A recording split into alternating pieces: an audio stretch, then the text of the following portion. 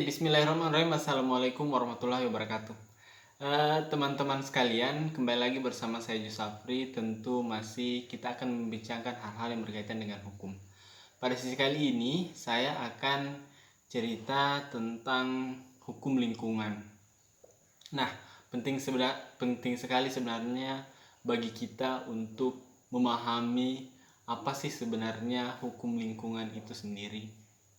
Karena kalau kita bicara tentang lingkungan atau hukum lingkungan, maka sebenarnya kita sedang membicarakan interaksi antara kita sebagai manusia bersama dengan manusia yang lainnya, atau interaksi kita dengan alam semesta. Oleh karena itu penting sebenarnya untuk memahami apa itu lingkungan dan apa itu hukum lingkungan.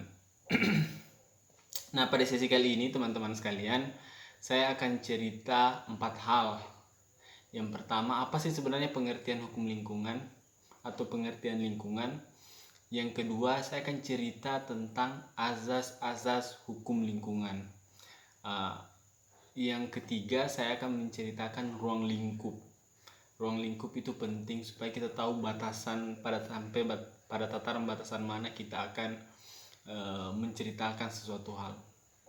Nah, yang terakhir saya akan menceritakan pentingnya pengaturan hukum lingkungan di Indonesia atau di dunia. Kita lanjut saja.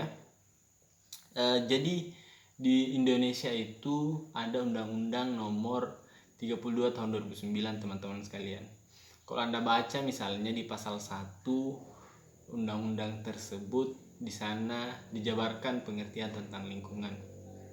Saya bacakan ya, bahwa lingkungan itu adalah kesatuan ruang dengan semua benda, daya, keadaan, makhluk hidup, termasuk manusia dan perilakunya. Jadi di bold ya, manusia dan perilakunya yang mempengaruhi alam itu sendiri, kelangsungan kehidupan dan kesejahteraan manusia serta makhluk hidup lainnya.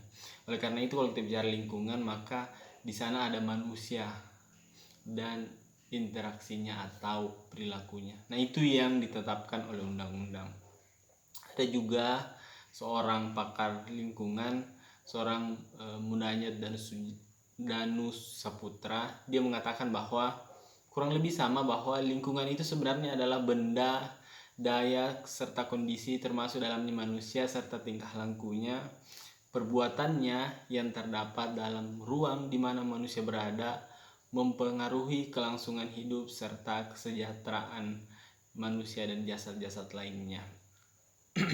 Jadi sebenarnya lingkungan itu manusia serta perilakunya yang sebenarnya mempengaruhi kesejahteraan makhluk hidup lainnya, termasuk manusia itu sendiri. Nah, kurang lebih itu gambaran singkat dari lingkungan. Jadi kalau kita coba menyederhanakan pengertian ini, kalau Anda mau melihat lingkungan, lihat saja alam yang ada di sekitar Anda. Lihat lingkungan rumah, lingkungan keluarga, lingkungan sekolah, lingkungan kampus misalnya. Itu adalah bagian dari lingkungan sebenarnya. Nah, kalau kita gabung misalnya, apa sih itu hukum lingkungan? Hukum lingkungan itu dibagi menjadi dua. Kalau definisi klasiknya, dia mengatakan bahwa norma hukum yang bertujuan untuk menjamin penggunaan atau eksploitasi sumber daya alam guna mencapai hasil yang maksimal dalam waktu singkat. Jadi intinya dia memaksimalkan hasil dalam waktu yang sesingkat-singkat mungkin. Sedangkan dalam pengertian modern, hukum lingkungan itu dia norma hukum yang mengatur perbuatan manusia yang bertujuan melindungi lingkungan dari kerusakan dan kemerosotan mutunya, agar dapat digunakan secara berkelanjutan oleh generasi sekarang maupun generasi selanjutnya. Jadi intinya bahwa sebenarnya perbedaan antara definisi klasik dan definisi modern, bahwa di sini ditekankan keberlanjutan. Jadi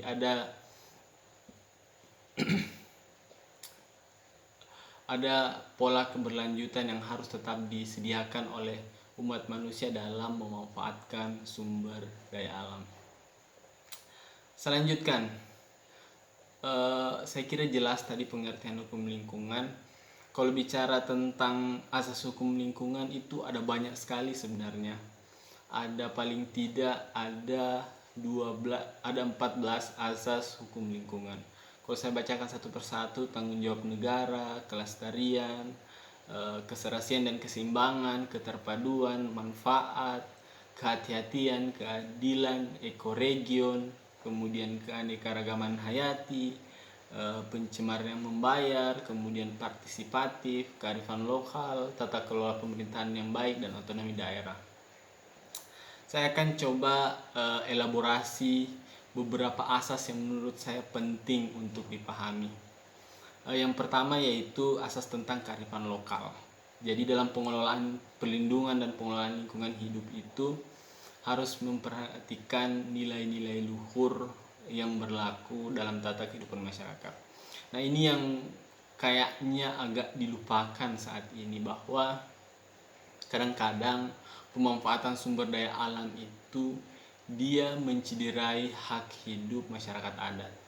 Sebagaimana yang kita ketahui bahwa sebenarnya masyarakat adat itu bagian dari kearifan lokal yang harus dilindungi.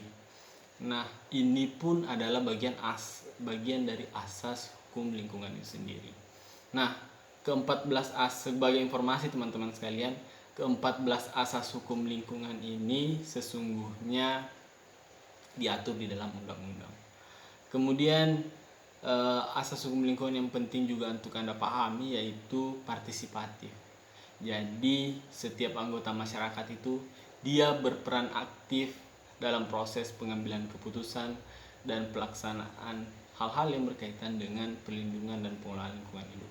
Kenapa dia partisipatif? Karena itu berkaitan dengan dirinya sendiri. Itu dua asas lingkungan yang penting untuk kita pahami. Yang ketiga yang saya ingin ceritakan yaitu ruang lingkup hukum lingkungan. Kalau Anda baca Undang-Undang 32 tahun 2009, ada 6 ruang lingkup hukum lingkungan, mulai dari perencanaan, pemanfaatan, pengendalian, pemeliharaan, pengawasan, sampai kemudian penegakan hukum. Ini adalah bagian yang akan kita elaborasi di video-video selanjutnya.